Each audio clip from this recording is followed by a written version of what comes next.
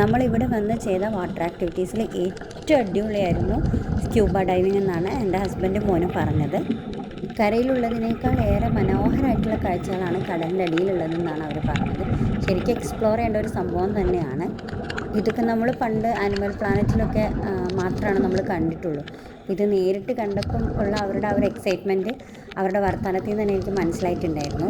പിന്നെ എടുത്ത് പറയേണ്ടത് അപ്രീഷിയേറ്റ് ചെയ്യേണ്ടതായിട്ടുള്ള ഒരു കാര്യമാണ് കേട്ടോ. നമ്മുടെ കൂടെ വന്നിട്ടുണ്ടായിരുന്ന ഈ സ്ക്യൂബ എക്സ്പീരിയൻസ്ഡ് ആയിട്ടുള്ള ആൾക്കാർ അവർ വളരെ കംഫർട്ടബിൾ ആക്കിയിട്ടാണ് നമുക്കെല്ലാം ചെയ്തു തരുന്നത്.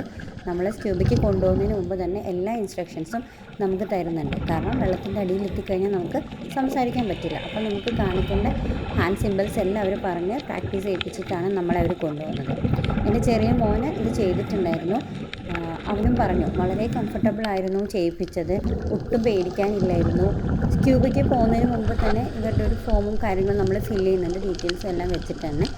സ്ക്യൂബ ചെയ്യുന്നത് നല്ല വെയിലുള്ള ആ ഒരു ക്ലൈമറ്റിലാണ്. അതുകൊണ്ട് തന്നെ ഒക്ടോബർ ടു മാർച്ച് ഇവിടെ സമ്മർ സീസണാണ്. ആ ടൈമിൽ വന്ന് ചെയ്യുകയാണെങ്കിൽ ഇത്രയും ക്ലിയർ ആയിട്ട് നമുക്ക് ഓരോ കാര്യങ്ങളും ക്രിസ്റ്റൽ ക്ലീനായിട്ട് നമുക്ക് കാണാനായിട്ട് സാധിക്കും. സ്ക്യൂബ ചെയ്യുന്നതിൻ്റെ വീഡിയോസ്, ഫോട്ടോസ് ഇതെല്ലാം നമുക്ക് ഈ ടീം തന്നെ എടുത്തു തരും. ഇത് ചെയ്തതിന് ശേഷം അവർ നമുക്കത് ഷെയർ ചെയ്ത് തരും.